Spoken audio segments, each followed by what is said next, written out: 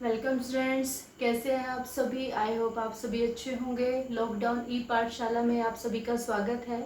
Last class में हमने students life span और एसेक्सुअल और सेक्सुअल रिप्रोडक्शन के बारे में पढ़ा था, जिसमें हमने एसेक्सुअल रिप्रोडक्शन के टाइप्स को भी स्टडी किया था, जहां हमने binary fission, budding, sporulation, fragmentation और वेजिटेटिव प्रोपेगेशन के भी कुछ पार्ट को स्टडी किया था। वेजिटेटिव प्रोपेगेशन का कुछ पार्ट रह गया है जिसको हम इस लेक्चर में देखेंगे और साथ ही साथ सेक्सुअल रिप्रोडक्शन को भी स्टार्ट करेंगे। तो चलिए स्टार्ट करते हैं। क्या होता है वेजिटेटिव प्रोपेगेशन? वेजिटेटिव प्रोपेगेशन एक असेक्सुअल रिप्रोडक्शन का टाइप है। It is the type of asexual reproduction. It occurs in plants in which new plant grow from the fragment of parent plant। कि इसमें क्या होता है कि सीड को छोड़कर प्लांट का कोई भी पार्ट, चाहे वो स्टेम हो, रूट हो या लीफ हो, नए प्लांट को ग्रो कराती है। ठीक है, ये सीडलेस प्लांट्स में होता है। ये बहुत ही अच्छा, एक आर्टिफिशियली भी इंड्यूस्ड होता है और नेचुरली भी होता है। जहाँ पे जो प्लांट सीड नहीं बना सकते हैं उन प्लांट्स के अंदर वेजिटेटिव प्रोपेगेशन होता है। तो वेजिटेटिव प्रोपेगेशन में हमने स्टेम के बारे में स्टडी किया था कि स्टेम के कौन कौन से पार्ट हैं, किस तरह से स्टेम वेजिटेटिव प्रोपेगेशन करती है। जहां हमने अंडरग्राउंड स्टेम के बारे में पढ़ा था, जहां हमने ट्यूबर, राइजोम, बल्ब के बारे में स्टडी किया था, उनके एग्जाम्पल को देखा था। साथ ही साथ सब एरियल स्टेम को हमने स्टडी किया था, जहां हमने रनर, ऑफसेट और हमने साथ ही साथ सकर के बारे में भी पढ़ा था। लेकिन अब हम यहाँ पे स्टार्ट करेंगे एरियल स्टेम। एरियल स्टेम का सबसे अच्छा एग्जाम्पल है शुगर केन, जो हम सभी ने देखा हुआ है। ठीक है, आप सभी, आई होप सभी ने शुगर केन को देखा होगा। तो शुगर केन जो होता है उसकी स्ट्रक्चर इस तरह से होती है और यहाँ उसके बेसल नोड से एडवेंटेटियस रूट्स निकलती हैं। क्या होती है एडवेंटेटियस रूट? एडवेंटेटियस रूट होती है, जैसे कि मान लीजिए ये एक एम्ब्रियो है। ठीक है, तो एम्ब्रियो में 2 पार्ट्स होंगे। एक पार्ट होगा उसका प्लूमूल जो उसके स्टेम को बनाएगा और दूसरा पार्ट होगा रेडिकल जो रूट को बनाएगा। तो अगर रूट रेडिकल को छोड़कर कहीं और से निकल रही है, रेडिकल को छोड़कर कहीं और से बनती है, तो इस तरह की जो रूट होती है उसको क्या बोलते हैं? एडवेंटेटियस रूट। क्वेश्चन आता है, ध्यान रखिएगा, बहुत सारे कॉम्पिटिटिव एग्जाम में पूछा जाता है। 11th में आप लोग पढ़ भी चुके होंगे कि एडवेंटेटियस रूट कौन कौन सी होती है। जैसे बैनियन ट्री में बहुत लंबी लंबी लटकी हुई आपको रूट्स दिखाई देती हैं। ठीक है, जैसे उसको बैलेंस करती हैं। जैसे कि आपके मेज में, मक्का में, शुगर केन में एडवेंटेटियस रूट पाई जाती हैं, जिसको हम स्टिल्ट रूट भी बोलते हैं। तो स्टिल्ट रूट कहाँ पाई जाती है? स्टिल्ट रूट मेज में, शुगर केन में पाई जाती है, जो एडवेंटेटियस रूट है। आपने क्या करना है? शुगर केन लेना है, शुगर केन को इस तरह से कट करना है और इस पार्ट को आपने जर्मिनेट कर देना है और आपको नया शुगर केन का पौधा जो है वो मिल जाएगा। तो ये किसका एक एग्जाम्पल है? वेजिटेटिव प्रोपेगेशन का ही एग्जाम्पल है। ठीक है, और लास्ट पार्ट जो स्टेम का बच गया है, जो वेजिटेटिव प्रोपेगेशन कराता है, वो है बल्बिंग। पहले आपने पढ़ा था बल्ब के बारे में, जो अनियन और गार्लिक में था। ठीक है, जो उसका एग्जाम्पल अनियन और गार्लिक था। यहाँ हमने पढ़ना है बल्बिल। तो बल्बिल क्या होती है? एक ऐसी एक बड की तरह होती है, जैसे अगेव के अंदर, पाइनएप्पल के अंदर, ऑक्जेलिस के अंदर बल्बिल के थ्रू वेजिटेटिव प्रोपेगेशन होता है। जैसे कि ये अगेव का है पौधा, इसमें इस तरह से लीफ होंगी, इस तरह से पौधा होगा और ऊपर जाके किस तरह से एक बड होगी। ठीक है, और ये बड जब गिर जाएगी, जहां पे भी गिरेगी जर्मिनेट हो जाएगी और एक नया पौधा बना लेगी। तो यहाँ पे कोई फ्यूजन नहीं हुआ गैमेट का, यहाँ कोई फ्यूजन नहीं हुआ गैमेट का, कोई गैमेट नहीं बना, कोई मेल फीमेल कुछ नहीं है। एक बर्ड बनी और वो बर्ड जो थी वो गिरी और जहाँ पे भी वो गिरी नया प्लांट बना दिया। ये भी एक वेजिटेटिव प्रोपेगेशन का ही एग्जाम्पल है। ठीक है, तो ये स्टेम के एग्जाम्पल आपके कंप्लीट हुए कि स्टेम वेजिटेटिव प्रोपेगेशन में हेल्प करता है, जिसमें आपने underground stem, sub aerial stem, aerial stem और बल्बिल के बारे में पढ़ा। कहीं से भी कोई एग्जाम्पल आपके एग्जाम में पूछ लिया जाएगा कि बल्बिल वेजिटेटिव प्रोपेगेशन किस में होता है, एगेव में होता है, पाइनएप्पल में होता है, ऑक्जेलिस में होता है। सबके एक एक दो एग्जाम्पल आपको याद होने चाहिए। ठीक है, फिर बाय रूट वेजिटेटिव प्रोपेगेशन हमने लीफ में पढ़ा था, ब्रायोफाइलियम बिगोनिया के अंदर होता है, वहां हमने उसको पहले वाले लेक्चर में देखा था। रूट, तो रूट में किस तरह से वेजिटेटिव प्रोपेगेशन होता है?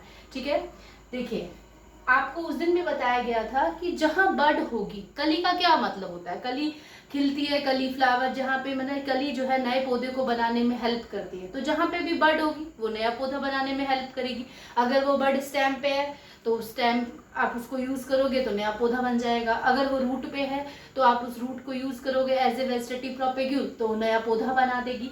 तो ऐसे ही जो जिस रूट पे एडवेंटेटियस बर्ड्स होती हैं, वो बर्ड्स क्या करती हैं, न्यू प्लांट को बनाने में हेल्प करती हैं, चाहे वो बर्ड स्टेम पे हो चाहे रूट पे हो।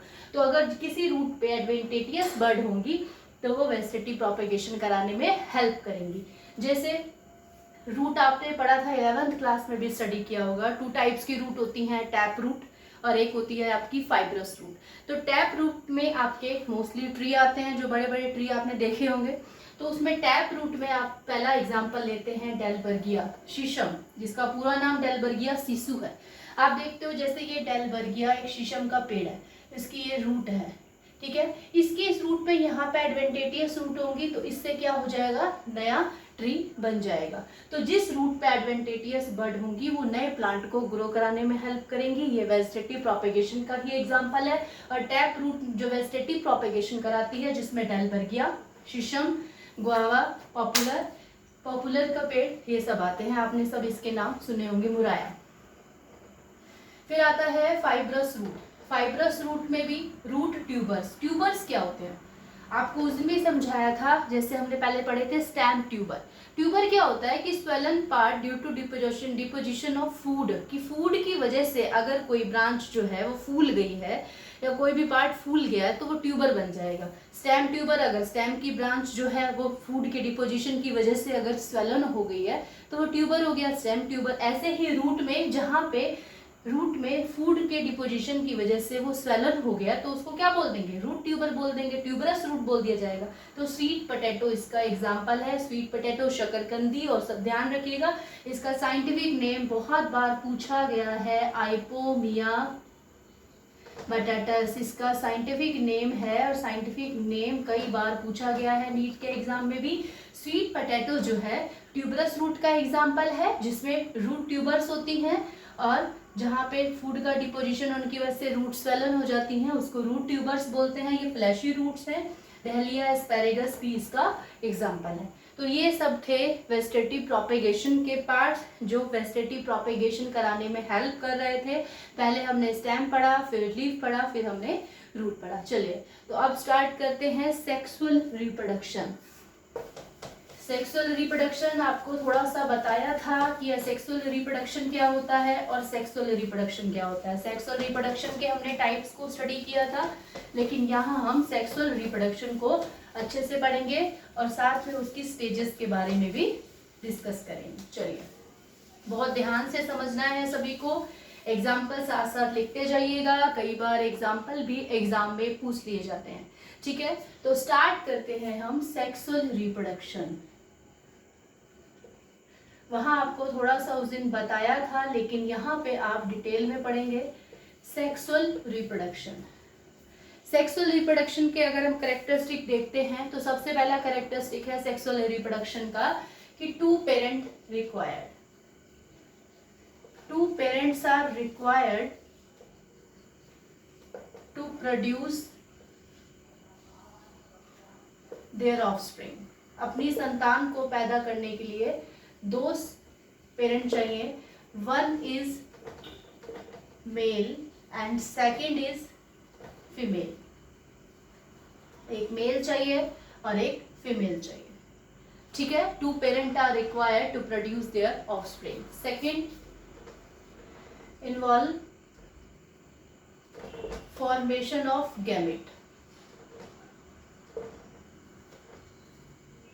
क्या होता है, involves formation of gametes, male gametes and female gametes either by 2 individual of opposite sex in the case of unisexual organism or in the case of bisexual organism 1 organism is required। क्या होगा कि अगर sexual reproduction हो रहा है 2 parent चाहिए, और 2 parent चाहिए तो एक पेरेंट है मेल, दूसरा है फीमेल।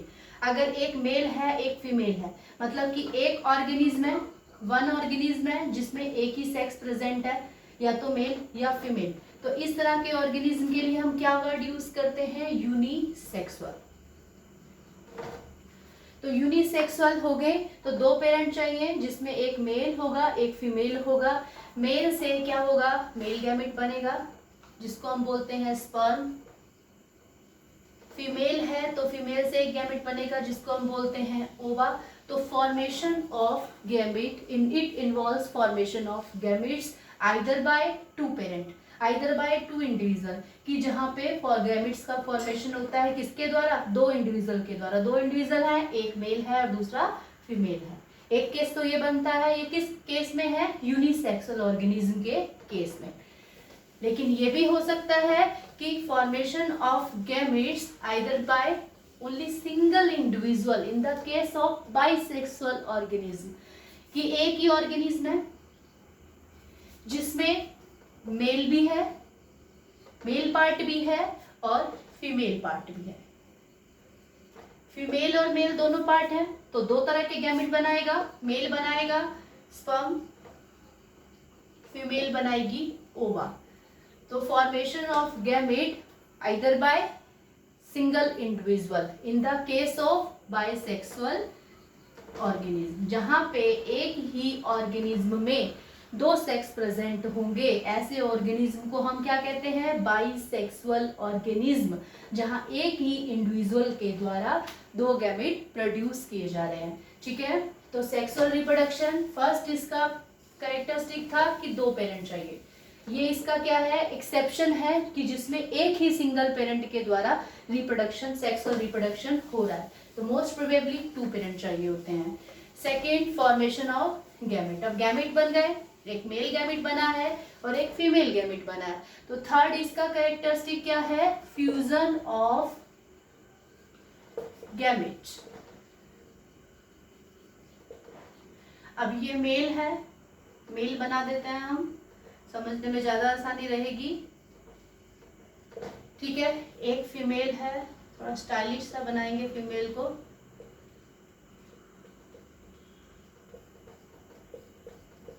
ठीक है, एक मेल, दूसरी female.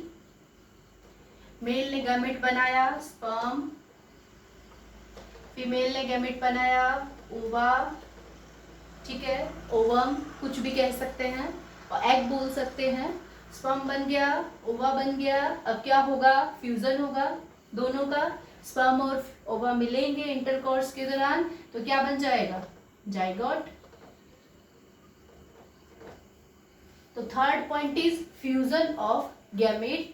Fusion of gamete take place in the sexual reproduction. Sexual reproduction में कोई फ्यूजन नहीं हुआ था, ना कोई गैमेट बना था, एक ही पेरेंट था, या तो वो टूट जा रहा था या किसी और प्रोसेस से बड के थ्रू अपने ऑर्गेनिज्म को, अपने डॉटर सेल्स को प्रोड्यूस कर रहा था। लेकिन यहाँ पे क्या है, दो पेरेंट हैं, दोनों के दोनों गैमेट बनाएंगे, फिर वो गैमेट का फ्यूजन होगा और फ्यूजन होने के बाद क्या बन जाएगा, जाइगोट बन जाएगा। इसके बाद क्या होगा, इसके बाद इसमें एक और मोस्ट इंपॉर्टेंट कैरेक्टरिस्टिक है कि meiosis and mitosis both take place in sexual reproduction. अब क्या हुआ, जब मेल गैमेट और फीमेल गैमेट, मेल गैमेट को हम इस तरह से बनाएंगे, जब आपस में फ्यूज हो गए, बन गया जाइगोट। तो जाइगोट जो बन गया है ये एक ही सेल है। ठीक है, अब ये दो गैमेट का फ्यूजन होने पर एक सेल बनी जाइगोट। ये गैमेट क्या थे, एन थे। जब ये आपस में फ्यूज हुए तो क्या बन गया, 2n। एन के लिए हम कौन सा वर्ड यूज करते हैं, हैप्लॉइड। और 2n के लिए हम कौन सा वर्ड यूज करते हैं, diploid. Diploid means 2 sets of chromosome. अगर किसी ऑर्गेनिज्म के अंदर क्रोमोसोम के 2 सेट होते हैं तो उसके लिए हम वर्ड यूज करते हैं 2n। और अगर हमने n लिखा है, गैमेट्स में n होगा। अगर गैमेट्स में, स्पर्म में n नहीं होता, 2 होता, तो ये 2 और 2 मिलके तो 4 बना देते, और 4 बना देते तो जब एक भी क्रोमोसोम के बढ़ने घटने से हम लोगों के अंदर एबनॉर्मलिटी आ जाती है, तो क्या जब हमारे सेट क्रोमोसोम के बढ़ जाएंगे तो क्या एबनॉर्मलिटी नहीं आएगी।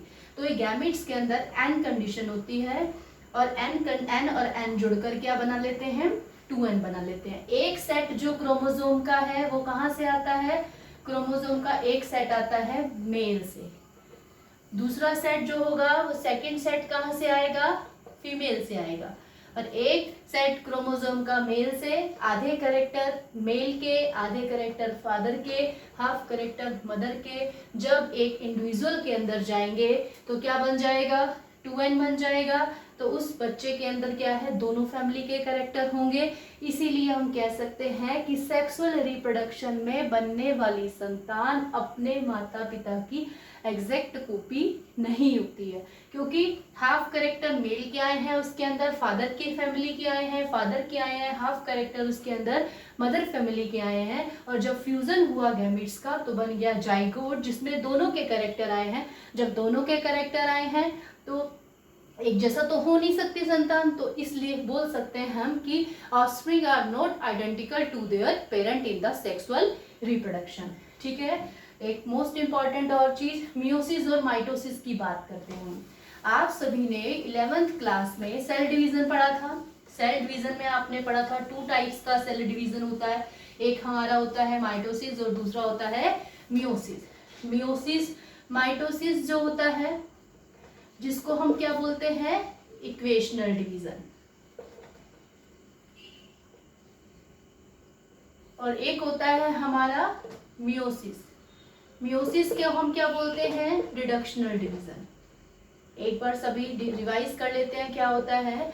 मियोसिस में क्या होता है, एक सेल होती है, एक सेल कितने 4 डॉटर सेल्स प्रोड्यूस करती है, और जो 4 डॉटर सेल प्रोड्यूस करती है ये 2n होती है, अपने क्रोमोसोम को डबल करेगी, डबल करने के बाद 4n हो गई और एक एक n सबको दे देगी। तो यहाँ पे ये किसको हम रिडक्शनल क्यों बोलते हैं कि नंबर ऑफ क्रोमोसोम जो जाते हैं इस मियोसिस में हाफ हो जाते हैं। यहाँ 2n था, 2 सेट थे क्रोमोसोम के, लेकिन अब ये जो डॉटर सेल्स बनी इसमें कितने n है, एक, ओनली 1 सेट ऑफ क्रोमोसोम। तो इसलिए इसका क्या है, इस डिवीजन का नाम क्या है, रिडक्शनल डिवीजन। जब एक ऑर्गेनिज्म होगा, चाहे वो मेल हो चाहे वो फीमेल हो, जब वो क्या बनाएगा, गैमीट बनाएगा। गैमीट बनाएगा क्योंकि गैमीट के अंदर क्या होता है, एन होता है, तो इसलिए जब गैमीट फॉर्मेशन के समय उसके अंदर कौन सा डिवीजन होगा, मियोसिस। मियोसिस के थ्रू मेल या फीमेल गैमेट डिवीजन करके गैमेट को प्रोड्यूस कर देंगे। और माइटोसिस कब होगा, माइटोसिस को हम क्या बोलते हैं, इक्वेशनल डिवीजन। एक सेल है, उसके अंदर उसने अपने क्रोमोसोम को डबल किया, डबल करने के बाद 2 सेल बना दी, in which 2 daughter cells are produce and number of chromosome remain same. 2n था, 4n करके 2 बांट दिए, 2n हो गया। तो इस डिवीजन को क्या बोलते हैं, इक्वेशनल डिवीजन। तो जब गैमेट का फ्यूजन हो जाएगा, तो गैमेट के फ्यूजन होने के बाद 2 गैमेट हैं, फ्यूज हुए, फ्यूजन होने के बाद जो जाइगोट बनता है, वो जाइगोट के अंदर माइटोसिस डिवीजन होता है, और जाइगोट डिवीजन करके बहुत सारी सेल बनाएगा, और वो सेल डिवीजन डिवाइड करेगा, डिवाइड होती जाएंगी, सेल का नंबर बढ़ता जाएगा, फिर सेल का डिफरेंशिएशन होगा, सेल बहुत सारे टिश्यू बनाएगा, टिश्यू से ऑर्गन बनाएगा, ऑर्गन से ऑर्गन सिस्टम बनाएगा, और फिर पूरी बॉडी का निर्माण कर देगा। तो इसीलिए सेक्सुअल डिवीजन में दोनों तरह की डिवीजन होते हैं। मियोसिस तो होगा गैमेट फॉर्मेशन के टाइम पे, और जबकि माइटोसिस होगा जब जाइगोट बन जाएगा अपने सेल के नंबर को इंक्रीज करने में, ताकि हमारी बॉडी का डेवलपमेंट वो आसानी से कर सके। आई होप सभी को समझ में आया होगा कि सेक्सुअल रिप्रोडक्शन क्या होता है, और सेक्सुअल रिप्रोडक्शन में क्या होता है। सेक्सुअल रिप्रोडक्शन आपका कंप्लीट हो चुका है, सेक्सुअल रिप्रोडक्शन हमने स्टार्ट किया है। अब